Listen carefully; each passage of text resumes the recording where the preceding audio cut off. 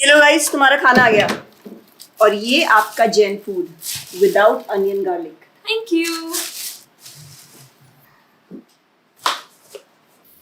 शुक्रिया।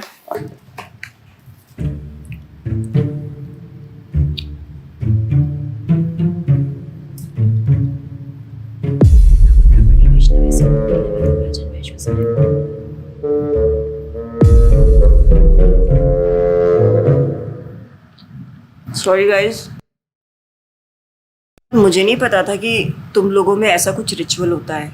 हाँ, प्रे तो करना चाहिए। हम हमेशा खाने से पहले अल्लाह ताला से प्रे करते हैं। यस, रिचुअल नहीं स्पिरिचुअल। हम ही पहले भगवान को भोग ऑफर करते हैं और उसके बाद प्रे करके खाते हैं। लेकिन तुम्हारा भगवान यहाँ आके कैसे खा सकता है? जैसे वो तुम्हारी दुआ कानों से सुन सकता है, वो वैसे ही यहाँ पर आके खा भी सकता है। भगवान का फॉर्म पर्सनल है। अगर वो कानों से सुन सकते हैं तो मुंह से आके खा भी सकते हैं। उनके कान और मुंह दोनों है। शालिनी, तुम प्रे नहीं करती खाना खाने से पहले? नहीं, लेकिन मेरे चाचा ने एक बार कहा था कि हमको वो गॉड ऑफ फूड को और फार्मर्स को थैंक यू बोलना चाहिए। You mean Annapurna Devi? What? God of food. Yes, हमें उन्हें थैंक करना चाहिए और साथ में फार्मर्स को भी। But I believe in watering the roots. देखो, हम हमेशा क्रिएशन को तो अप्रिशिएट करते ही हैं, लेकिन हम क्रिएटर को ना अप्रिशिएट करना भूल जाते हैं। अभी सोचो, पानी ना हो, हवा ना हो, उपजाऊ मिट्टी या धरती माँ ना हो, तो फार्मर क्या कर लेगा? So I believe that we should be thanking the creator, the lord who is providing us with all the basic necessities. Point. अब तुम किस किस को थैंक करेगा? वैसे भी तुम्हारे 33 करोड़ तो देवी देवता है। बताओ, किस किस को थैंक करेगा तुम? और शालिनी, तुम बताओ, तुम किस गॉड को मानता है? मैं ऐसे किसी गॉड को नहीं मानती, लेकिन I think Shiva is a big god. See, I am very sorry, but आपने अपने वो बड़े भगवान का स्टोरी तो सुना होगा ना, जहाँ वो अपनी मरी हुई वाइफ को शोल्डर पर लेकर पूरे इंडिया का चक्कर लगा रहा है। अब तुम मुझे बताओ, जो गॉड अपनी वाइफ के मरने पे ऐसे कॉमन मैन की तरह रोता है, वो गॉड हो सकता है क्या? अच्छा, maybe I don't know much about this story, but he is very famous and north में तो राम जी भी बहुत फेमस है ना। उनका स्टोरी तो तुमको पता होगा ना, सबको पता है। उनकी वाइफ को रावण ले गया था। हाँ, पता है। अब तुम मुझे बताओ, वो गॉड है? वो अपनी वाइफ को भी अकेला नहीं बचा के ला सकता। उसको अपनी वाइफ को बचाने के लिए भी वानर सेना की हेल्प चाहिए, और उस वानरों को भी तुम पूछता है। I am sorry. और गीता, तुम कृष्ण को मानती हो, और वो तो हर लड़की के साथ रासलीला करते रहते थे। ऐसा कैसा कैरेक्टर है गॉड का जैसे हर लड़की से प्यार हो जाता है? और वो खुद डर के अपना जन्मस्थान छोड़कर चले गए थे। गॉड को कभी डर लगता है क्या? और जिसे खुद डर लग रहा है वो तुम लोगों की हेल्प कैसे करेगा? शिट यार, this is so complicated and confusing. It is confusing because you are following the wrong path. It is very beautiful and sacred. I will show you the right path. Enough, Asifa. I know what you're trying to do. And Shalini, कुछ भी confusing नहीं है। You know what the problem is कि तुझे पता ही नहीं है, क्योंकि तूने आज तक शास्त्र ही नहीं पढ़े हैं। तो पता कैसे चलेगा कि क्या सही है और क्या गलत? जन्म कर्म च मे दिव्यम एवं योवेति तत्वतः त्यक्त्वा देहम पुनर्जन्म नैति मामेति सो अर्जुना।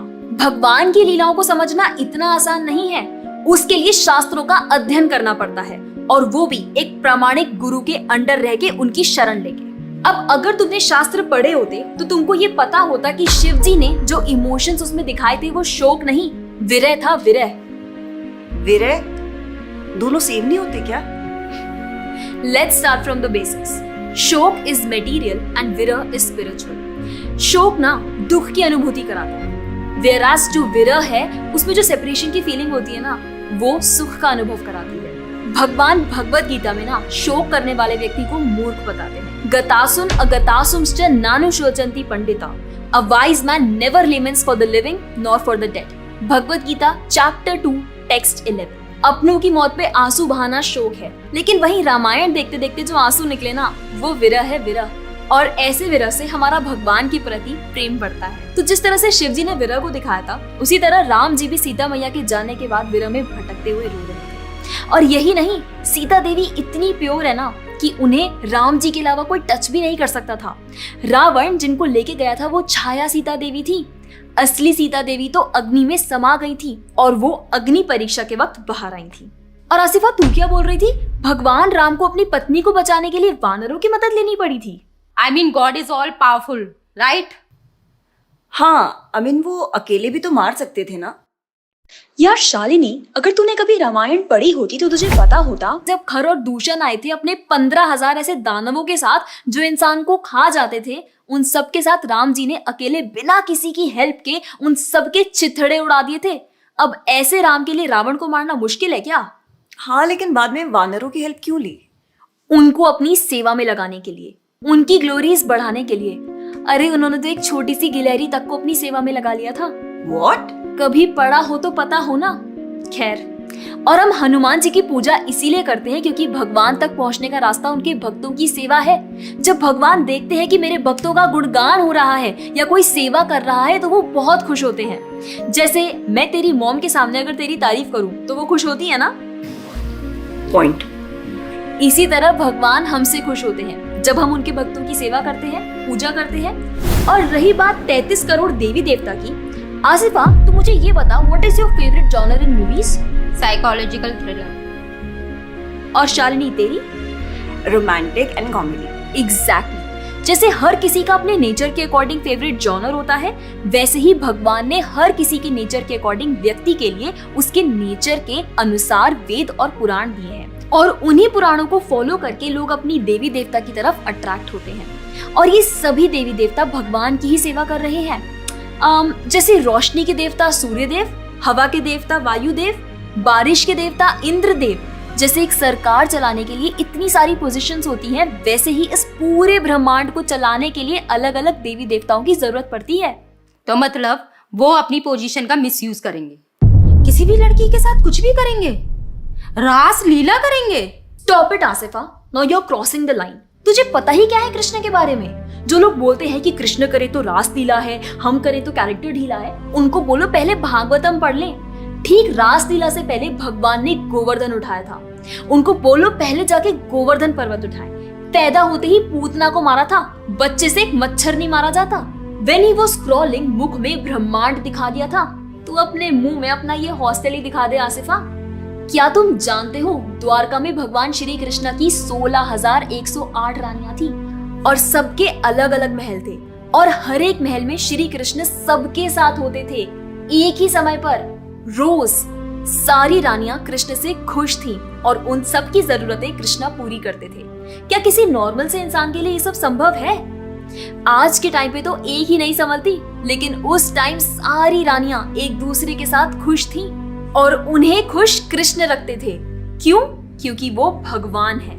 और रही बात ब्रज की गोपियों के साथ रास लीला करने की, तो इतना जान लो कि रास लीला के टाइम पर करोड़ों गोपियां थी और कृष्ण पूरे टाइम हर एक गोपी के साथ मौजूद थे और उनके साथ डांस कर रहे थे एक टाइम पे करोड़ों गोपियों के साथ। ये सब बहुत डीप लीलाएं हैं और ये सब तभी पता चलेगी जब साधुओं के संग में रह के शास्त्रों को पढ़ा जाएगा। हवा में तीर चलाने से या सुनी सुनाई बातों पर यकीन करने से कुछ नहीं होने वाला। और रही बात अपने भक्तों को बचाने की, तो भगवान ने तो अपने भक्त परीक्षित महाराज को गर्भ में बचाया। 5 साल के प्रहलाद महाराज के लिए नरसिंह अवतार लेकर आए और उनको बचाया। यहाँ तक कि वो अपने गुरुदेव सांदीपनी मुनि के बेटे को मरने के बाद वापस लाए और उनको जिंदा किया। आई एम रियली इम्प्रेस्ड यार। हिंदू होते हुए भी मुझे फैक्ट्स पता ही नहीं थे। मेरे पेरेंट्स ने मुझे कभी इन सब चीजों के बारे में बताया ही नहीं। हाँ, पेरेंट्स की तो गलती है, लेकिन हम भी तो वही कर रहे हैं जो उन्होंने किया। We are not learning about our culture, not reading Ramayan, Mahabharat और भगवत गीता। आजकल तो ये सब कुछ रीड करना बहुत इजी भी है and everything is available on our phones. And the problem is that we don't want to learn. और इसीलिए हमें कोई कुछ भी बोलता है और हम उसे मान लेते हैं और अपने बिलीफ को चेंज करने के लिए रेडी हो जाते हैं। एक्चुअली में पता है, किसी का हार्ट ट्रांसफॉर्म करना है तो प्यार से करो, ज्ञान से करो, पैसे और तलवार से नहीं। और अब बारी आपकी है। अगर आप भी चाहते हैं कि कोई एड़ा गेड़ा नत्थु गेड़ा अगर आपको कुछ भी ना बोल जाए, आपका बेवकूफ ना बनाए, तो जाइए और अपने कल्चर के बारे में जानिए, ग्रंथ पढ़िए और अपने बच्चों को भी पढ़ाइए। और अगर आप खुद एक बच्चे हैं तो अपना समय यहाँ बर्बाद मत करें। ये वीडियो खत्म हो गया है, जाइए भगवत गीता पढ़िए, थोड़ा पढ़ाई वढ़ाई करिए, भक्त बनिए और फोन वोन चलाना बंद करो। जब देखो मोबाइल में लगे रहते हो। Jokes apart, I think you got the message. तो जितना हो सके अपने ग्रंथ पढ़िए, कल्चर को जानिए और जाकर इस वीडियो को जितना हो सके उतना शेयर करिए ताकि कोई और लड़का या लड़की इस केरला स्टोरी का शिकार ना बने। Thank you so much for watching. Hare Krishna. और हाँ, इस वीडियो को लाइक करें और भक्ति टुडे चैनल को सब्सक्राइब करें। खुदा हाफिज।